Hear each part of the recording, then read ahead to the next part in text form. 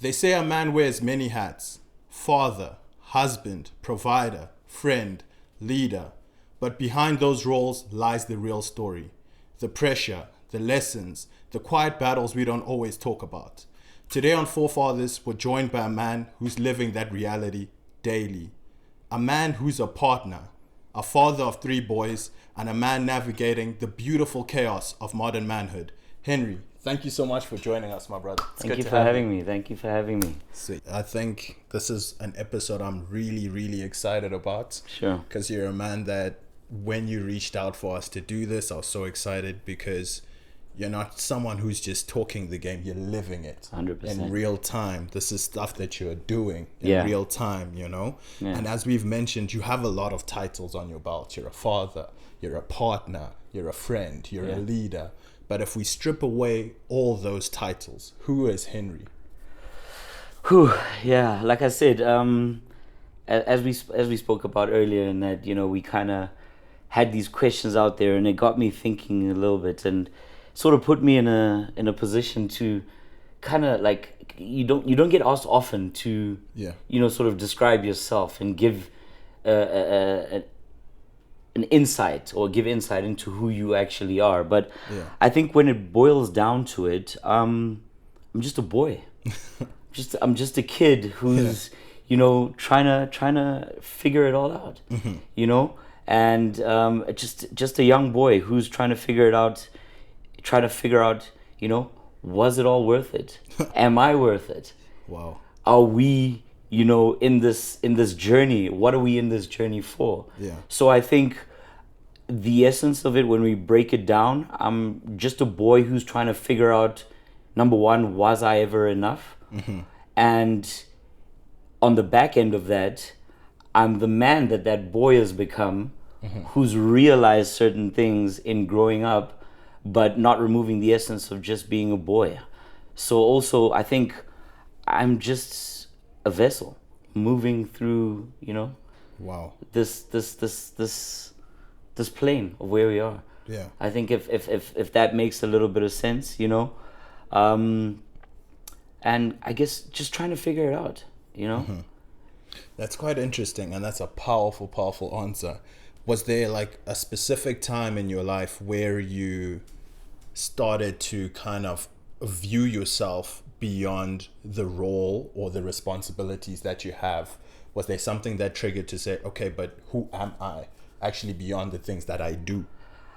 I think just living and being a part and being present in everyday life and interacting with the energies in the world and the things that you're faced with are the things that kind of, you know, shape you and make you ask these questions. I mean, how deep do you want to go into the number one question we start with? I feel like there's a lot of things that make you who you are. Yes. And it's your experiences. Nice. And more importantly, outside of that, it's how you dealt with those experiences and how those experiences shaped you to be the man, the person, or in my case, the boy that I still am at the stage right now. Yeah. So I don't think there's a specific point in time or a specific thing that happened. I think that it's a conglomerate of multiple things that happen in this journey called life that continuously shape you to becoming who you're meant to be. Yeah, I like that. Kind of following destiny. 100%. Well, destiny is exactly what it is, because there's no control in it. There's a bigger picture, and depending on your beliefs or how you feel those things are set out to be, destiny is really kind of a faith thing. If you think about it, if you break it down, destiny is going to be a faith thing, because you have to believe that there is a bigger picture and an end result. Otherwise, you're on a journey going nowhere. 100%. Yeah. It's just floating on this plane aimlessly. 100%. Yeah. No, that was powerful, and thanks for that, my brother. I think, as we've mentioned, you're raising 3 kings, 3 amazing boys. Yeah. And throughout this journey, what has fatherhood taught you about yourself?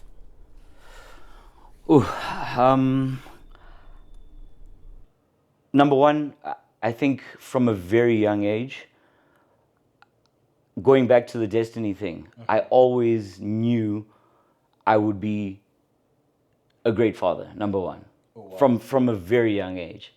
Did you, okay, let me add on to Henry. You mentioned you always knew you were going to be a good father. So Yeah. from a young age, did you know that I want to have children? Yeah, 100%. Amazing. Yeah, so from literally probably as far back as I can remember, I had thoughts and memories, and I have memories, or I had thoughts then of, I can't wait to be a dad. Sure. You know, And it was such a deep set feeling that when it eventually happened, it was the most natural thing in the world. That's beautiful. That's beautiful. I was watching Matthew McConaughey. Yeah. There's this interview he did, and they were asking him, they found this list of 10 things. That's one thing I'm big in writing down your vision. Yeah. So he had one of 10 things he was going to achieve. He wrote it when he was 13. Yeah. One of them was, I'm going to be a dad. Yeah. So it's always quite interesting. And one thing he pointed out is that with particularly like my generation, Yeah. a lot of people like shy away from, saying I want to be a dad. Yeah. That's something that you aim for. Yeah. So it's beautiful to see that. Yeah, I think for me it literally was one of those things that if you realize or you see something that you know is meant for you and you feel it in every way, that was the one thing that I think, was always going to be the thing that was going to define me. Gotcha. Yeah. Gotcha. And I think it's funny also because, and I mean, my relationship with my dad probably also, had a little bit of an effect, or is it a cause or an effect, or a bit of both, with that, because a strange relationship that we have, which we don't have anymore now, but I had the greatest dad for 10 years of my life, and then he changed. Oh, wow. What flipped the switch? I can't tell you. You don't know. How did he change? What did he start? The relationship kind of just went away. Did you have other siblings come into the picture? Well, I had a younger sister. Yeah. Older brother. He was a half brother. Yeah. My mom's son. My mom's firstborn. Yeah. But yeah, I mean, just our personal relationship. And I mean, I never want to bring in his relationship with my siblings or anything. It was just something between me and him, you know. And yeah, it changed at 10. And I had the greatest upbringing and the greatest dad, and he was my hero for 10 years of my life. And then one day it just switched off. Whoa. And still up to this day, you don't know what the cause was or anything. We're here today. Oh, that's crazy. So in your journey, particularly when you were now a dad, and of 3 boys, right? What were the things that you learned? You mentioned destiny, kind of seeing everything come full circle. Yeah. Right? As there's certain things that it taught you about yourself. Yeah. When you beyond, okay, I am a boy, I am a man. When you started to be a father, there's certain things that you're like, oh, I didn't know I'm this kind of person. Yeah. Yeah. I think from that point of view, I think one of the biggest things for me there was how I dealt with the fear of the unknown. Okay. Of being a father, because you're like, they say you're never really ready to be a dad. It's something that happens as it goes, and it's either you accept it or you don't. Many men don't. Sure. Many men don't. They just say, I'm not going to do this. Yes, you can be the father of a child, but are you the definition of a father to that child? And I think the biggest thing for me around there is, getting around the fear, but still showing up. So that was my thing when I first became a dad, is that, look, this is new. Change is new. You're never gonna be ready for change, because it's completely new. So how do you prepare for it? You can only prepare for, situations that you think might happen. But it's not going to be that. Yeah. That's powerful. So I think what I'm getting from you is when you become a dad, you have to start relying on, some people might call it faith, because you're entering a territory you've never charted before. Yeah. And like you said, regardless of the fear, regardless that you don't know what's going to happen, your job is to show up as a father. 100%. That's a powerful lesson. I think so. Literally, and I think that if that's the one thing you take becoming a father, is just show up. Wow. First. Yeah. Everything else will fall into place. Yeah. Because when you show up, you're accepting that this is the role I'm going to play. And this is what I'm going to do. And this is the responsibility I have chosen. Because it's a choice. It is a choice. Don't get me wrong. And people make that. Just said, many people make the choice to not show up. So when you show up, regardless of what's there and the challenges and the fear and the doubt and all of the negativity, showing up becomes the first positive to that, and it drags the energy into everything coming right. Yeah, that's powerful. I think that kind of restructures people's perspective, because we feel like when I become a dad, for me to show up, like I was showing up as a condition. Yeah. I will show up if I have everything all figured out, right? But to your point, it's regardless of what the situation is, for you to call yourself a father, show up regardless of what's happening. Yeah. That's powerful. That's powerful.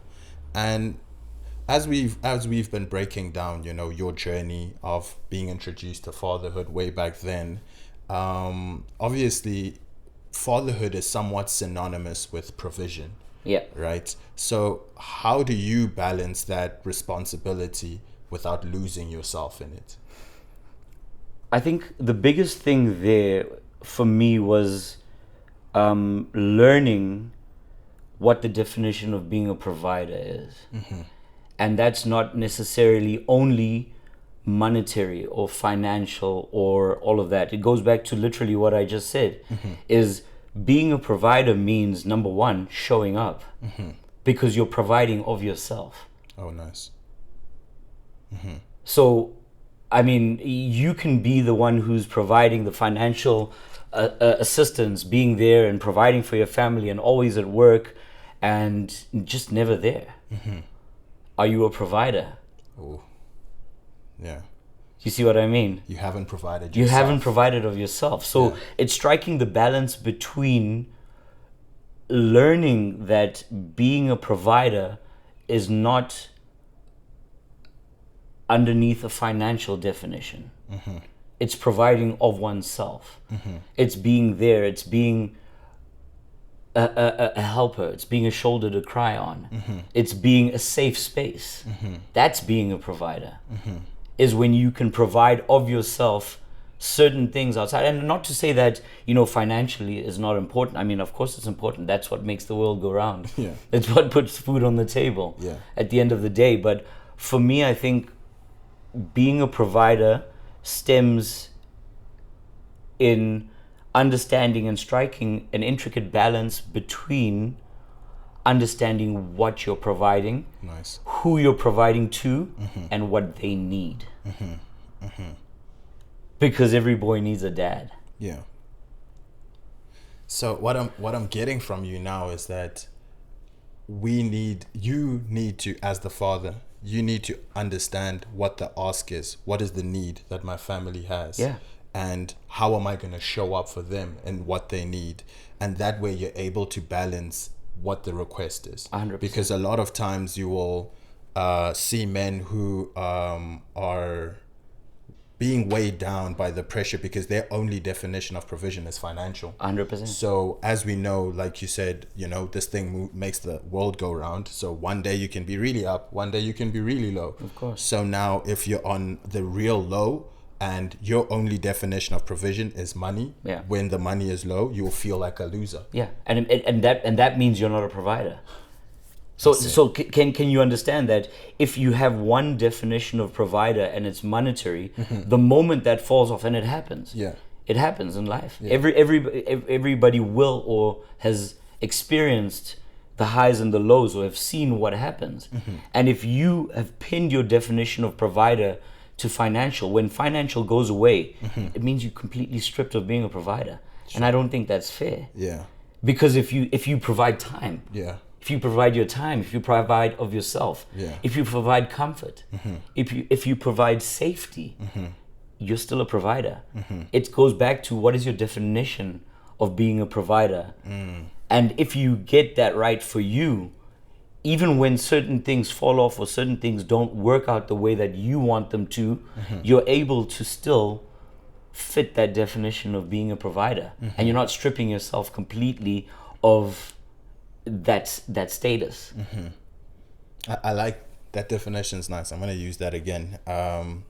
When people say a man is a provider, it means it's providing of himself. Exactly. Not just the monetary value he's bringing. It's just, what are you giving of yourself? Of are you. giving your time? Yeah. Because you're, in essence, giving a piece of yourself. Of course. To the family. And remember, even financially, that's literally what you're doing. You're doing it of yourself. Yeah. You give your time. You take your time away from doing other things, and you give that to provide from a financial or monetary point of view. So all of those things, I think, sort of come back to that same definition of, where do you as an individual feel, or what do you feel that word means to you? And it's going to be different for all of us.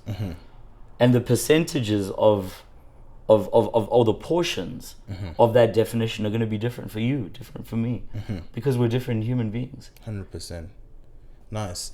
And I mean, we've broken down, what how one can get the balance between the pressure of being a provider and the responsibilities, etc. And as we're growing up, or even now, you hear someone say, "Oh, that's a weak man," or "That's a strong man." Yeah. But for you, in your definition, how would you define a weak or a strong man, and how has your experience growing up shaped how you view the difference between those two? Okay, for me, I associate weak with fear. So I would define a weak man as a man who succumbs to his fears. So if you give in to your fears and allow your fears to control you, and you become a slave of your fears, I feel that's the definition of weak from a man point of view. And the converse of that would be strength, would be the courage.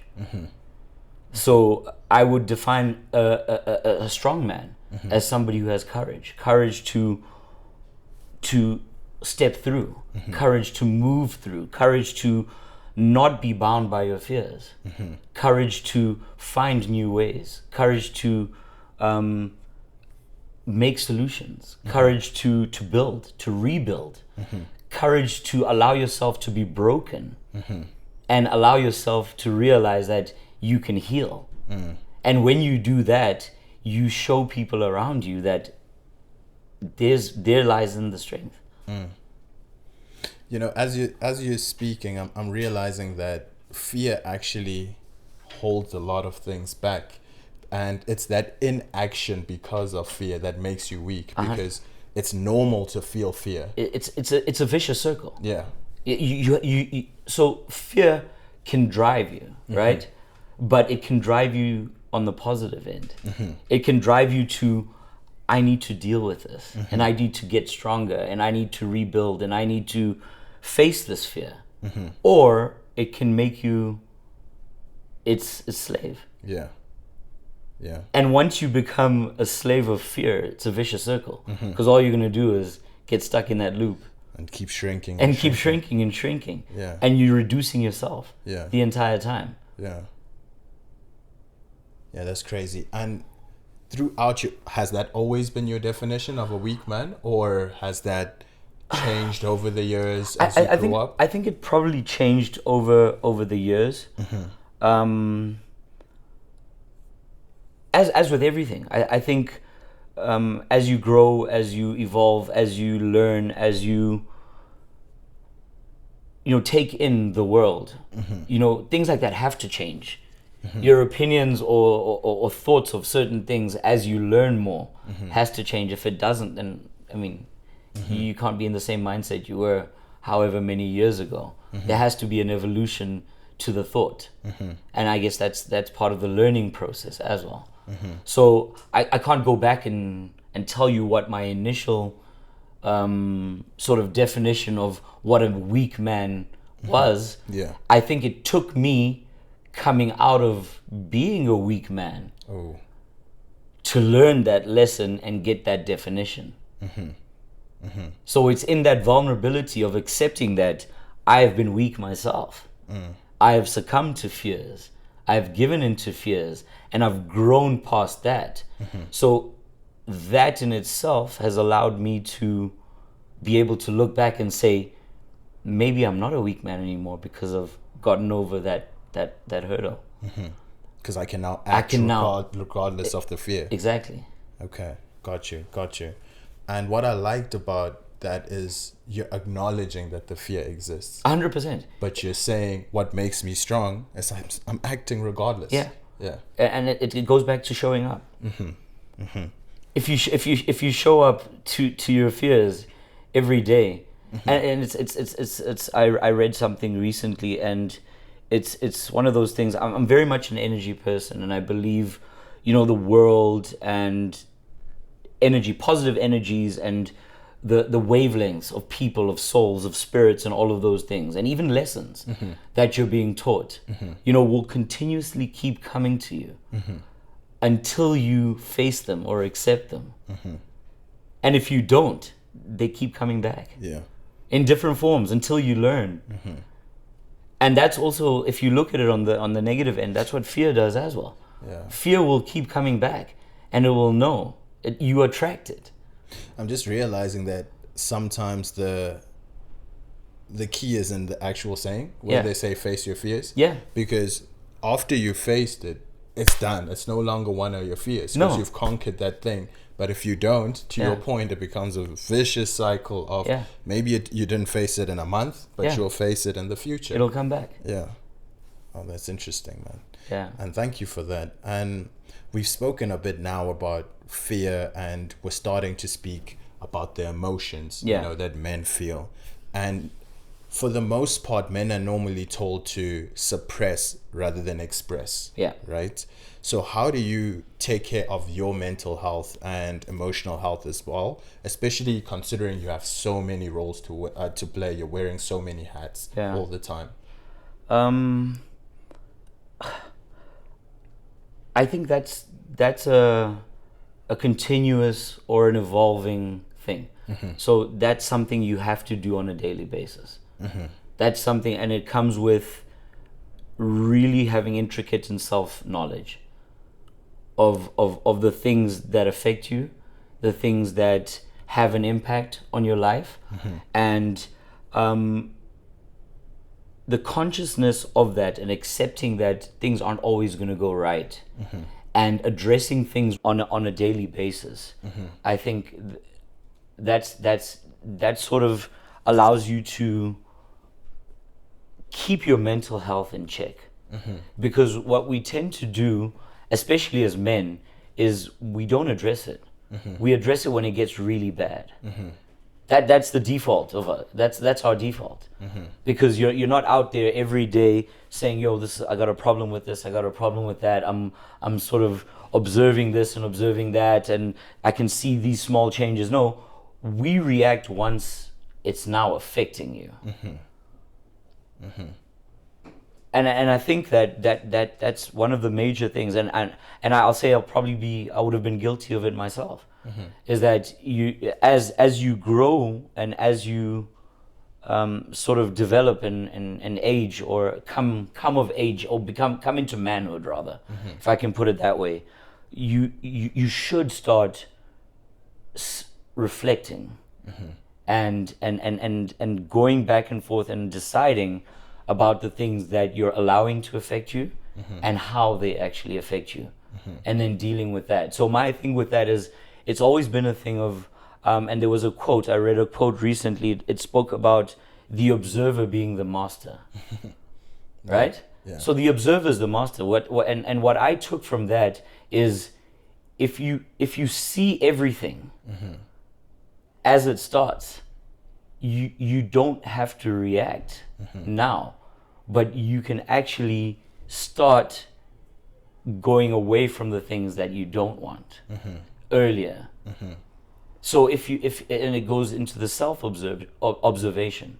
If you observe the things that affect you and that change you, and you have those moments of self-reflection, you're able to address things like your fears before they actually become things that affect your mental health.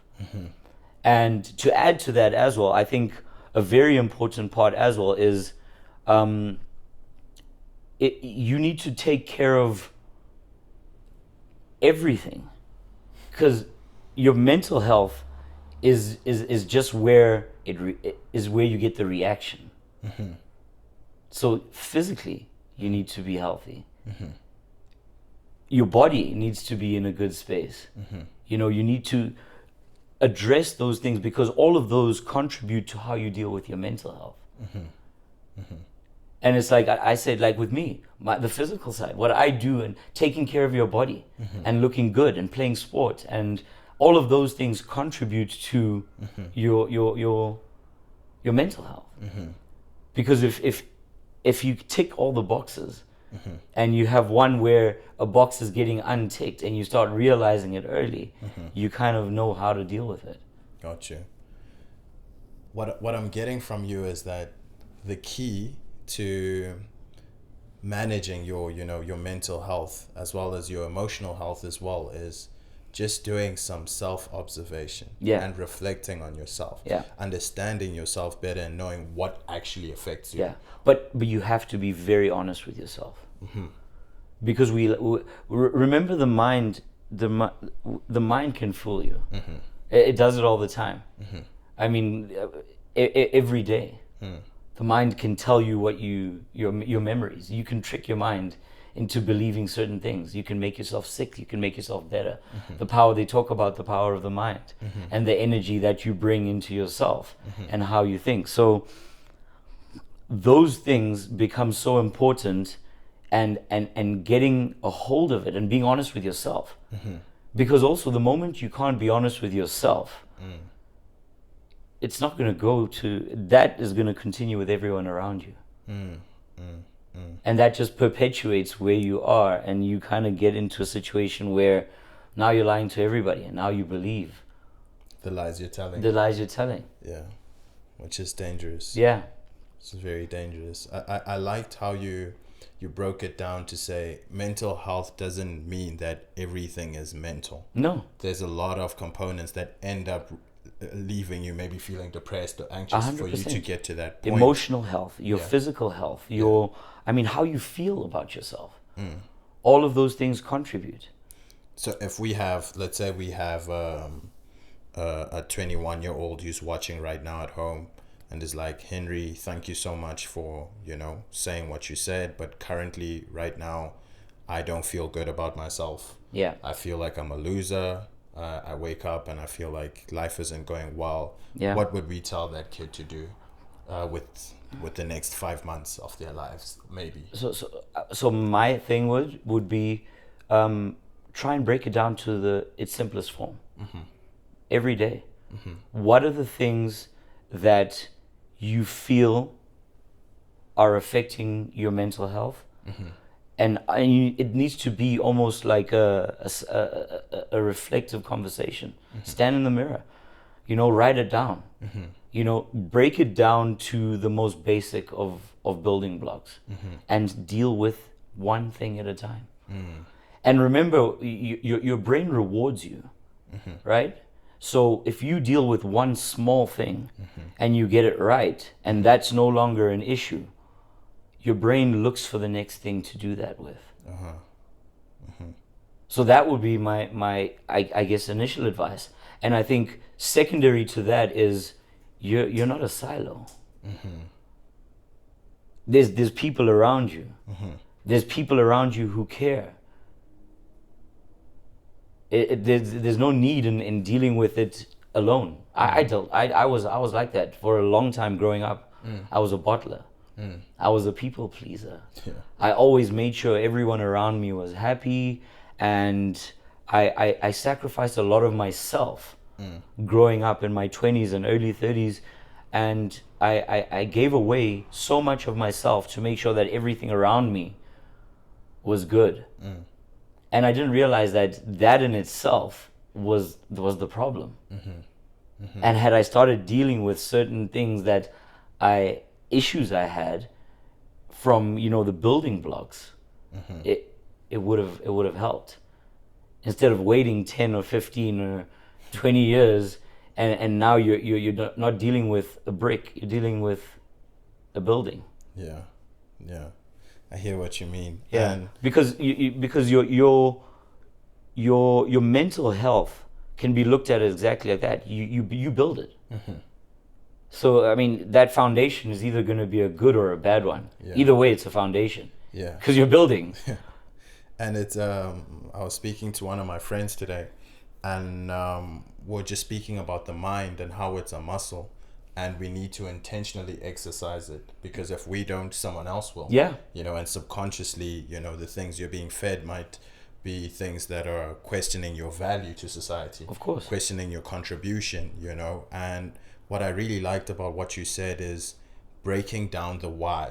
Yeah. Why am I feeling like this? Because it's plain and easy for you to wake up and say, I am a loser. Yeah. But why? Well, why are you a loser? Yeah. Why do you feel like a loser? Do you feel like a loser because you don't have money, you can't provide? Or so what is it? Break that down.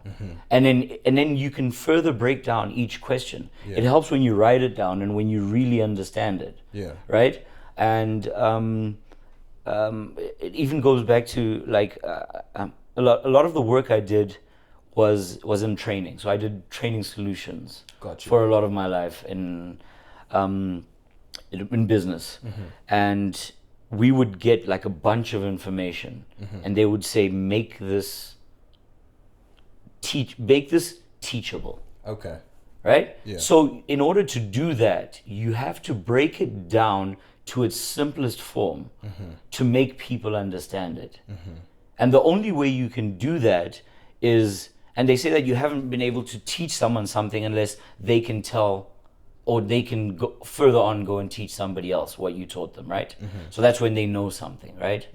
Same thing with mental issues and those things.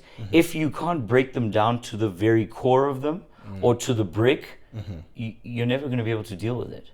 Because you're trying to address a building Yeah, instead of a brick. exactly. Yeah. You're thinking about the door frame. Yeah. And you're still at the foundation. Yeah. Yeah, that's powerful. Yeah. And I mean, like we said, there's a lot of facets and a lot of components that make the Henry that we see now. Yeah. And one of them being a partner. Yeah. So how did you learn how to show up fully, not just as a provider for your partner, but as a present and emotionally available man for your partner? I think that's literally the never-ending story. It's going to, because we all evolve, we all change, right? And I think it's there again, understanding what it is that your partner needs from you. Understanding what is it that in the situation, a true partner means you have to unlearn certain things. It might not be something that, you may assume that this is what a partner wants from me, but you learn it from your partner. Because your ideas of that being the ideal partner may not be hers. Yeah. So it's being open to understand what is it that this person that I've chosen to walk this journey with actually needs from me in terms of being a partner, and being able to change and adapt also, because those things change. What she needed 5 years ago. What she needed 5 years ago Yeah. is completely different. Gotcha. And it's funny how, for the most part, we think that showing up as a partner, there's one template that Henry can give me and it will also work for my partner. But what I like about what you said is you first need to know what kind of a partner that your partner needs. Yeah. What do they need? 100%. There has to be a vulnerability. You have to be able to bring yourself down. And if you have that on both ends, you'll have the best relationship ever.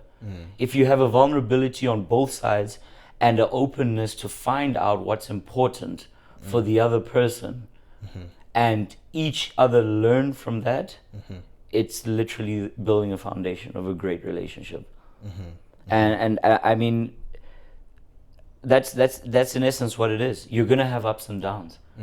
Nothing's gonna be perfect. Also, we're two completely different human beings. And you know, they say that I think it's kind of mad to have somebody and you're like, that's my person. and that's that, you know. So I think as you grow and as you mature and as you age and you both want the same thing, that vulnerability is so important to understand what it is that this person needs from me in order to provide that. When you say vulnerability, are you speaking about the openness to describe to your partner what it is that you need? 100%. Got you. And to step away from your ideologies of what being a good partner is. Okay. You know, it's a funny thing, and it happened recently actually, and it's one of those that sometimes you assume your partner wants something based on what you would do, and in some instances, I'll give you an actual example of what I'm talking about, and it literally happened recently, where my wife was telling me about a problem she had, and I kept giving her solutions, and I kept saying, let's do this, can we fix it this way, can we do that, how about this, how about that, how about that. And all she really wanted in that moment was just to be heard. So can you see that in that space I put on what I expected her to want.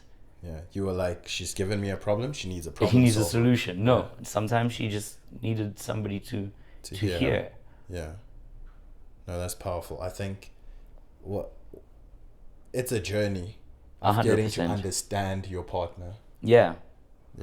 And I think when we go into that, when we go into a relationship or a marriage, it shouldn't be a case of, I'm going to be a perfect person. No, I'm going to understand my person to know what I can provide perfectly. And adapt. And adapt within that. Because remember also, your partner really has to love you to be with you. That's the only person. Your wife or your partner makes a choice. And and it's one of those things. Your wife or your partner chooses to be with you. Your mom doesn't have a choice. Your siblings don't have a choice. That person makes a decision, a conscious decision to say that this is the person that I want to ride with. So if you have to put in the effort to make that worthwhile for that person. For sure, 100%. And a lot of lessons. You've dropped a lot of gems, particularly with this partner and trying to learn them just so you can be what they need and not show up in the assumption that I know what they want already. You know? And you look, and just to sort of go back on that, you're not going to always have that right.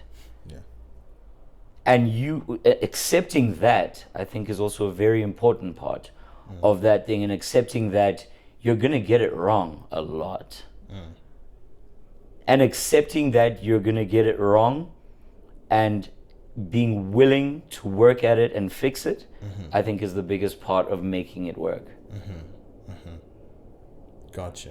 The never-ending journey. That's why I say the never-ending story. It literally will be completely different story. 100%. And in terms of we've spoken about fatherhood, we've spoken about you as a partner. and we've spoken about your journey to getting to a dad. Yeah. Obviously, surrounding Henry is some friends. Yeah. Right. So, in terms of the male friendships that you have, what role do they play in keeping you grounded as a man? Oh, massive. Yeah. Yeah. I think the right male friendships and the right male influences are everything to a man, because that will help shape, in essence, who you become. And those are the people who, true friendships are people who need nothing from you, but will give. So those male friendships are the guys that I don't owe anything, but I can completely lean on. And they will give me what I need when I'm low, when I'm down, and all of that. And those are the people that, and as I've grown older, I've found those friendships have become almost my foundation of being a man. Because those are my pillars.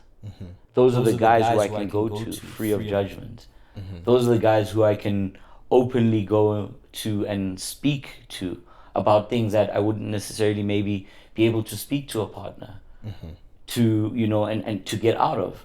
So those are those pillars, and I think it's absolutely necessary. I think your immediate male friends of being a man are going to be the ultimate influence of who you become and how you deal with things when they fall off.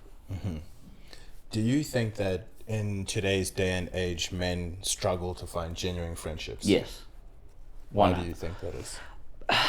Because I feel like the world we live in right now is so superficial. And even when you define, like, it would be interesting to hear what a 20-year-old would define what a true friendship is now. Because things have changed, you know, so much. Yeah. So I really think that I even lost my train of thought now. Where were we going with this? Just in terms of if you feel it's difficult for men to get genuine friendships in this day and age. Yeah, I think so, because I think there's so much that society sort of feeds into that space, and I think it blurs what a true friendship actually is. And I think, you know, in today's age, there's so many superficial things around that. It's what can you do for me? It's the materialistic things. It's the what do I gain from this friendship? It's all of those things that are asked before, you know, without seeing, you know, the underlying of this is somebody who's on my wavelength and somebody that I would just like to, you know, rock the wave together, you know, and be in that. So I think that becomes very blurred today. It's there. I just think that it's much harder to find. Yeah, I think it's a bunch of acquaintances out there now, to be honest. It's literally some colleagues. Yeah, just a bunch of colleagues and and guys. Which is quite sad, because it really is. There's a bunch of stats that speak about how many men identify as being lonely. Yeah. You know, and it's quite scary to think that there's so many people that spend so much time with other people but still feel like they're alone on this journey. That guy who's talking about being lonely is right now sitting with 20 people at the club. Yeah. And he's got all the friends in the world. Yeah. But he's the loneliest. Mac Miller said it. Yeah. He's like, I feel loneliest when I'm in a crowd. Yeah, that's deep. What do you think are some qualities that when, let's say, we're speaking to a lone wolf, someone who believes in being an island, and he's just trying to turn the leaf and start looking for friends, what do you think are some traits you should look for in friends, or do you think it should just be an organic exercise of who do you gravitate to? Personally, I believe it has to be a gravitational thing. For me, it's an energy thing. Yeah. I think it has to start there. And I think when people force things, that's where the lines get blurred. What am I getting? What am I getting out of this? And then you start trying to define it yourself. Whereas if it's organic and if it's natural and it's something that sort of just, I mean, you don't tell a flower when to bud. Yeah, it just happens. It's beautiful. It happens, and you see what I mean. Yeah, I get you. So and remember, for that to happen, when a flower buds, there's so many things that have to happen before that. Yeah. So that's that journey. Yeah. So I'm not gonna bump into somebody today and say, okay, we got water, we got fertilizer, we got this, we got time, we got that, and then we'll eventually have a flower. No, that happens over time. Yeah.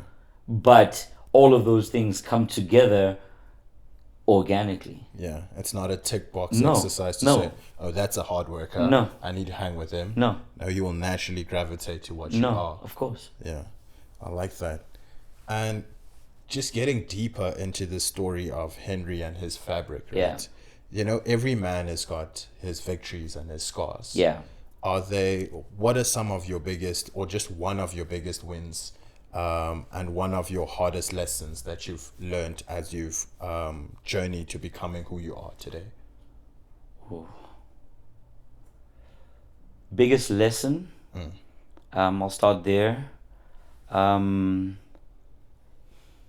you bury your emotions, you bury them alive. Yo, say that again for the people at the back, please.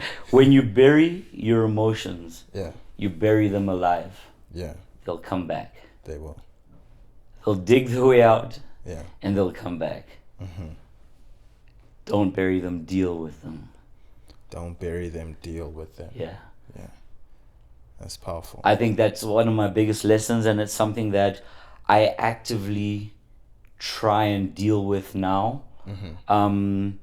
And I'm very emotional. I wear my heart on my sleeve. Yeah. And it's the person that I've sort of become or grown into. And before, when I bottled, because that's where the bottling thing came up, I always used to bottle, and I always used to, suppress and put things away. And what was that? I just buried my emotions. Burying them alive. And I buried them alive. Yeah. And they came back later in your life. Yeah. Better to address them there and then. You see? Yeah. And deal with and even if it hurts, deal with the pain then. But then you've put them to sleep. Can you give me an example of how dealing with your emotions looks like? Oh, it's messy. Yeah. It's very messy. It's ugly. It's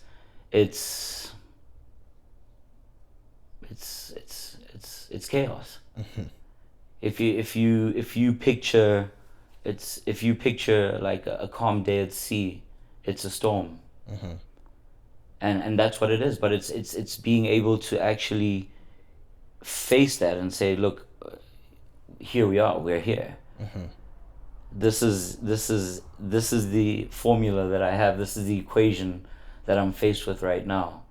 And if we don't deal with this, I just get bigger equations and bigger storms. It's easier to deal with a small storm than it is to deal with your entire world falling apart. Got you. So it goes back to, I think, just breaking things down to the break. To that first break, and trying to find that and literally doing that and allowing yourself. I think also that's important, is allowing yourself to feel.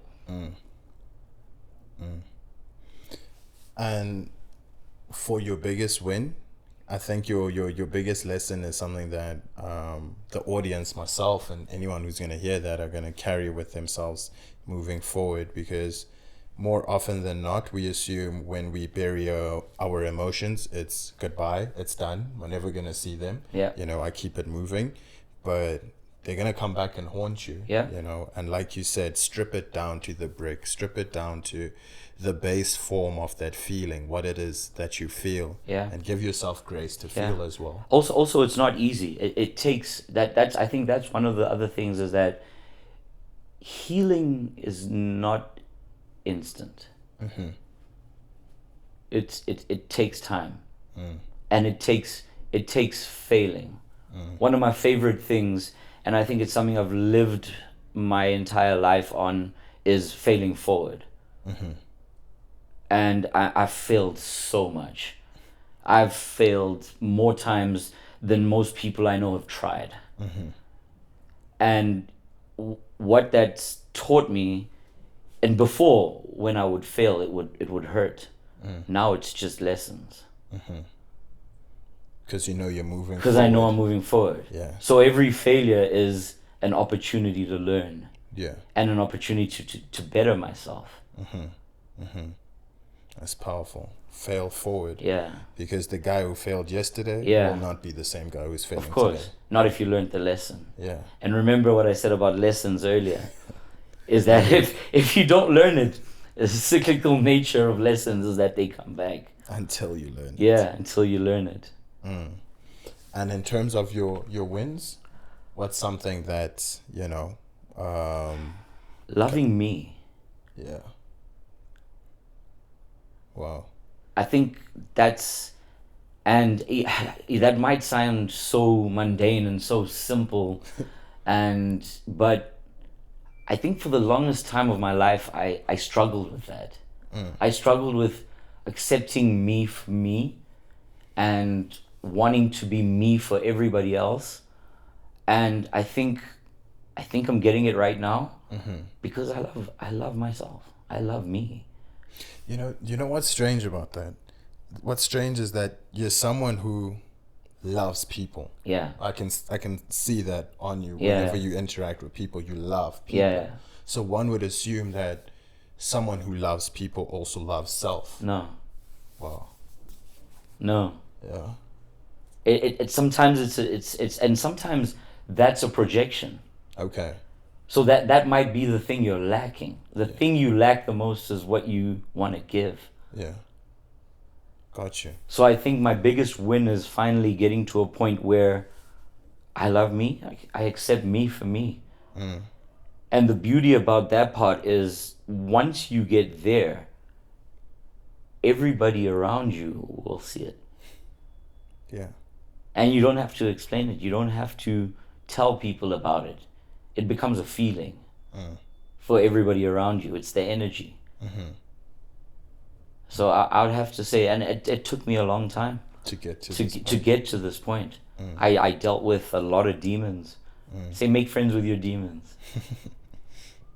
Got you. Yeah. That's a powerful one, loving yourself.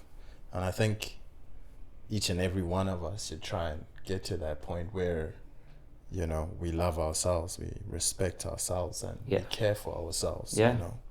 And there's a phrase you said to me when we initially spoke about having this episode, and you said, and it's something that I love, but I want to understand it better from you. Yeah. You said the full pot with the leaking water. Yeah. What does that mean to you? Sure. I think that's kind of a representation of me.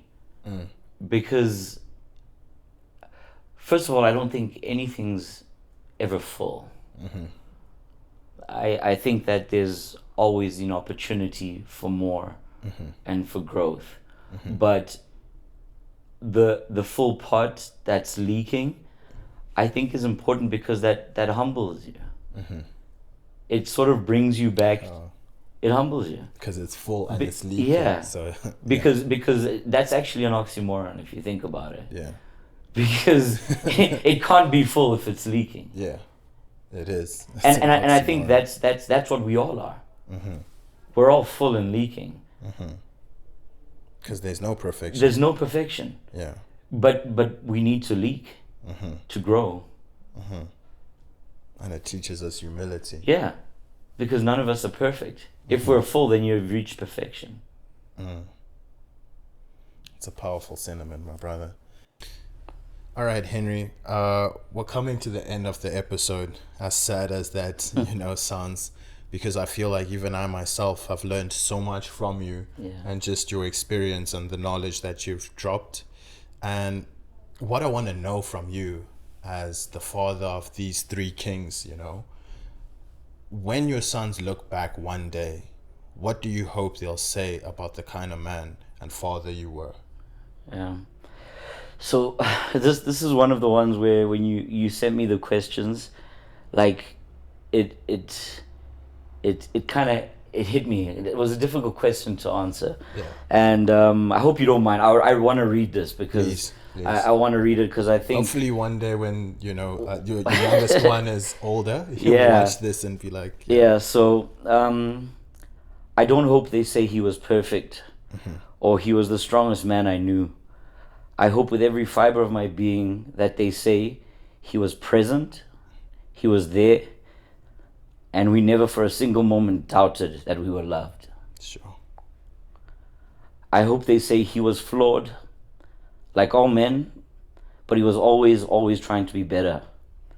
He taught us that it's okay to cry, that it's okay to fail, and real strength is in getting back up and saying you're sorry, and in loving your people with your whole heart. Most of all, I hope they say, because of our dad, we know exactly what it looks like to be a good man. And then they will go out into the world and be even better men. Sure. I think that deserves a round of applause, my brother. And may God make it as you have written. Yeah. So your sons say these words. And I like how you don't want to be remembered as a perfect man. You actually want to be remembered as a man who had flaws. Yeah? More often than not, you ask someone for how they want to be remembered. They want to say, I was perfect, had no mistakes. But instead, you want to be remembered for your flaws. Yeah. For the things you did wrong. I failed to the end. Yeah. And failing forward. Yeah. Yeah. I like that. And what's powerful about that is it will cancel out the fear for your children. Yeah. Because they know that failing is not fatal. Which will then make them what? Strong men. Unstoppable men. So Henry, again, my brother, I just want to say thank you so much for being open and real with us. Yeah. Because I think it's very rare for men to have this level of honesty, particularly when we're addressing the highs, the lows, and everything in between that. And as well, for anyone who's listening at home, this conversation is just a reminder that being a man isn't about having everything figured out. To Henry's point, it's about showing up. It's about learning and growing through every season. And if this episode spoke to you, share it with a brother, share it with a friend, or anyone that might need to hear that they're not alone in this journey. Until next time, keep learning, keep growing, and keep leading. Cheers, guys.